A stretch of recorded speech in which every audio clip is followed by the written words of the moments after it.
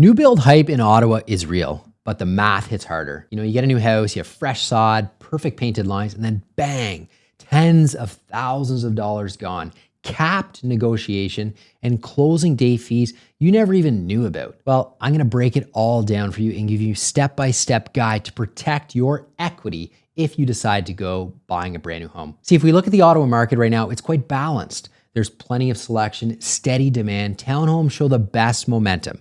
Single family homes are quite steady, and the condo market comparatively is softening, especially in higher density pockets in downtown Ottawa. That stability is great for end user, but it also hides a few new construction traps that I want you to avoid. And this is one reason you should think twice before buying a brand new home in Ottawa over the next few months. In fact, there are lots of reasons not to buy brand new, and really only one reason why you should. Let's jump into it right now. So 4 reasons you shouldn't buy a new build right now in Ottawa. Number 1, the future tariff cost and builder pass-throughs. So tariffs come and go. When they're on, input costs jump: steel, rebar, aluminum, etc. Builders don't eat that cost. They pass that through in base pricing, slimmer incentives, or upgrade pricing. If measures ease later on, the next phase can launch cheaper. Then you've already locked in though. Like, it's not like you buy the property at a price and then when you take possession in 18 months, they'll take a look at what the price is at that point and then charge you less money. So that's the concern, is you lock in at that price and then you take possession further on. If measures tighten, so if tariffs increase more, then it's gonna cost a lot more as you go down the line.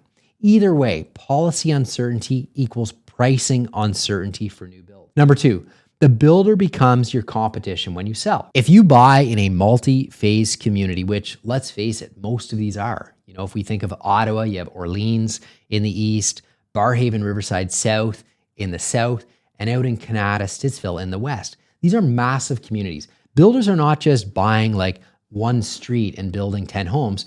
They're buying like 10 hectares and building for like 10 years. So there is lots and lots of inventory that will be coming available. And yes, there are pros to that. They're beautiful neighborhoods. There's parks, there's schools, there's hockey rinks, there's recreational facilities, there's retail. So I get it. There's 2 sides of this, but something to be mindful of: you're gonna have a lot of competition when you sell. And when you're on the open market and you plan to sell in 3 to 5 years, you're gonna be competing with brand new homes. Now let's hope that that new home on the market is considerably higher than what you paid for it today. But builders don't have that emotional attachment that buyers or sellers do.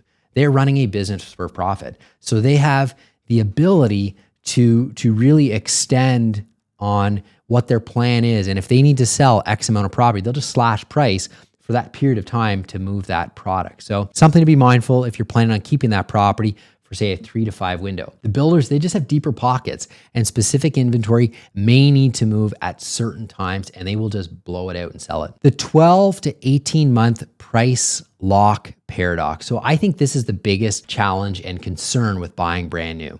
And really it comes down to that appraisal gap. So with pre-construction, the price is locked in the day you sign. The market keeps moving for the next 12 to 18 months. So while you lock in that price and not close, the property value can go up. It can also go down. So if values dip by closing, your lender will appraise at the market price at the time you take keys, not at the contract price back 18 months ago. So you have to come up with that delta. So some quick math for you. If you buy a brand new property, say $700,000 with a $105,000 down payment, so 15%. By closing, the market appraisal comes in at $630,000. So $70,000 less than what you paid for it. The typical loan amount would be 80% loan to value. So they will loan you $504,000. So your cash to close, so you bought it for $700,000, lender's gonna give you $504,000. So the math on this, you bought for $700,000, it gets appraised at $504,000. You had the $105,000 already planning to put down. You have a shortfall of $91,000 plus legal, plus land transfer tax.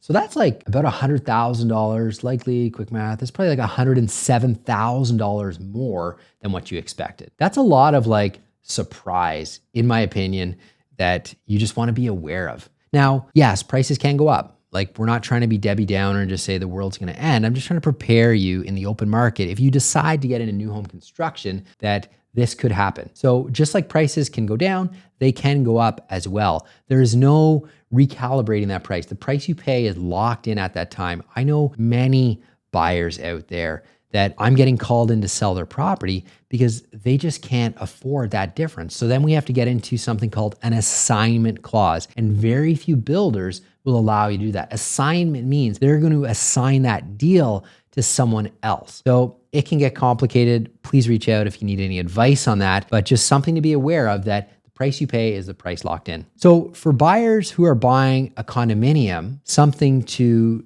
know is there's something called phantom rent.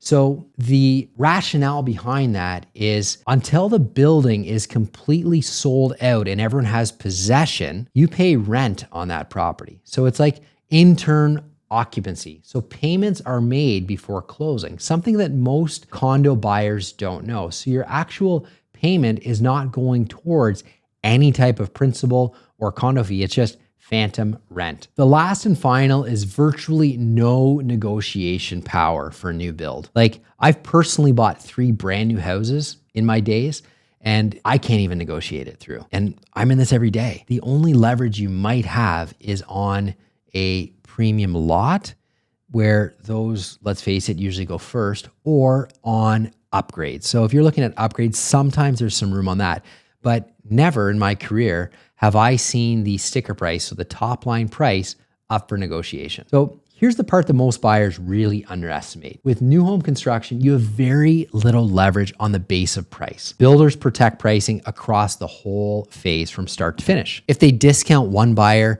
they risk upsetting everyone else who has already signed. Instead of cutting the sticker, they'll tweak incentives, an appliance package here, maybe a garage door opener here, modest design center credit. Nice, but not the same as real dollars off the price, like a resale negotiation. Like, if we think of the resale side, just to give you some context, on average, the list price to sale price is 97%. So you look at any property on the market, on average, you should be able to get 3% off of that. So we'll use 700,000 as that seems to be the example in this video. 700,000, 3%, $21,000 is what you should be able to expect in any resale property or condominium purchase on the resale side. On new home construction, out the window. 100% of sticker price is what you're paying. It's just not even a discussion point at that. The other thing is your deposit structure is significantly higher buying brand new construction. On the resale side, we're usually around that $10,000 to $15,000 as a deposit at time of offer. For brand new construction, you're usually putting down like $50,000 to $100,000 locked in up front, and then it's held until closing. Now it's tiered slightly, like $30,000 first month, $30,000 second month, something like that. Usually it's like within the first 0 to 3 months, but you're putting like 5-6 times the amount of deposit up front than you would on the resale side. Back to the actual pricing, upgrades are usually priced off a fixed book. So you might get a small bundle credit, but big, like we'll throw it in, deals are rare. Change orders after structural cutoff are like either not even looked at or a significant premium on the price. Bottom line, in a balanced Ottawa market, builders can incentivize strategically and protect price integrity. That's the big thing, is they want to protect their price. If you need flexibility on price, terms, or closing, resale market gives way more room for this. The one reason why you should consider a new build, in my opinion, is if you're building to live there for long term. 7 years or more, go for it. You'll personalize that home. You'll weather that short-term shock and construction phase. If you decide to sell it in 7 years, you're likely in that more established street with trees. Every construction site, every plan of subdivision, always there's a requirement for a certain amount of trees, certain amount of parks. Well, they got to put those in when you move in. So these trees and these parks are 7-10 years old, like mature. You're not selling the property after 18 months and they're little small trees that are just going to blow over, don't have any leaves or anything, or parks that aren't mature yet. So 7 years is that period of time that I think is the optimal if you're looking at buying a brand new property. Neighborhoods to avoid. So short-term neighborhoods to avoid if you're considering buying brand new would be where there's heavy construction and building right now. So the builder who's really intense for the next 3 to 5 years. They're great places to live long-term. My avoid label is strictly about the short-term resale risk. While new supply keeps coming on the market, builders keep selling. So these areas to just be aware of would be Barhaven South, so Half Moon Bay, Quinns Point. There's multi-phase subdivisions. So listing in 3 to 5 years, expect to face tons and tons of competition, spec homes that might be sold, promos from builders. Out in the west, so Canada, Stittsville area, that whole belt, so Blackstone, Fernbank, Abbotsville, multiple builders in there at different phases they're being released. So they can wait you out and save the time and likely flood you on their benefit. Like if you're a buyer looking at buying, are you gonna buy a brand new house or a home that's already been lived in if the price is actually the same, right? So I think the answer on that is pretty easy. So let's just be cautious if you're planning on selling that property in the first kind of 0 to 3 to 5 years. Taking a look at the south, Riverside South, Barhaven, big, massive master plan community. LRT's coming in there. It's an amazing place to live. We sell a lot of property there, but there are tons and tons of builders in there with new phases, and there will be lots of inventory coming out. Finley Creek, Leitrim, very family friendly, but it's growing. And short-term resale completions with builders will be in pure competition at the same time. Taking a look out east, Orleans is growing as well. So you're pretty much like stuck. If you're buying brand new property and you're considering selling it in 0 to 3 years in these neighborhoods, then you're gonna have lots of competition. Will it sell? Guaranteed 100%. Everything sells. Will it sell at the price you need to sell it for? That's up for you to decide at that point. Just know that there's gonna be lots of competition going forward in all of these areas. If there's a chance you're gonna move inside that 5 to 7 year window, I would really prioritize, the finishing and amenities inside, and more specifically, the location and the lot. I've said that from day one. You can do anything with the inside of the house, but you can't move the house. Like you can't pick up the house and move. Well, you can, but like the cost just doesn't make it efficient. So always buy premium. You will never lose on premium. The other thing is you're gonna ride to appreciation value. You're gonna ride that appreciated value of the house.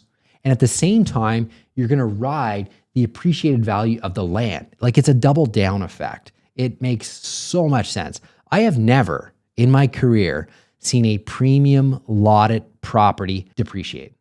Always like 2x, 3x. Give you an example. I was one of the first to buy in Half Moon Bay in Barhaven. I was actually number 7.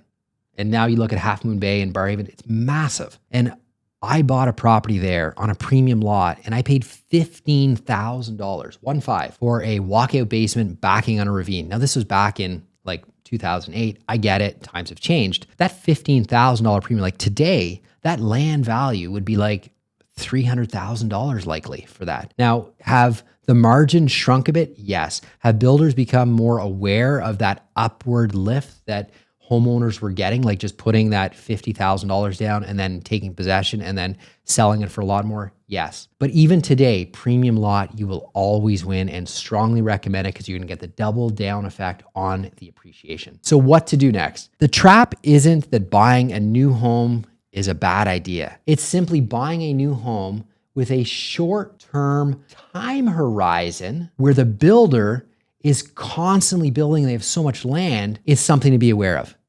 As I said, if you're planting roots for 7+ years, build away, buy it, go for it. I recommend it. If you might be moving in the next 3 to 5 years, I would be leaning to more established areas to protect your exit. So protect the sale. And if you thought this was helpful and taken into consideration as you're buying a property, be sure to check out my next video right here, where I break down the different types of homes in Ottawa that you should never buy. I'm going to show you the red flags that can cost you thousands of dollars to avoid and not make this mistake. Be sure to check it out.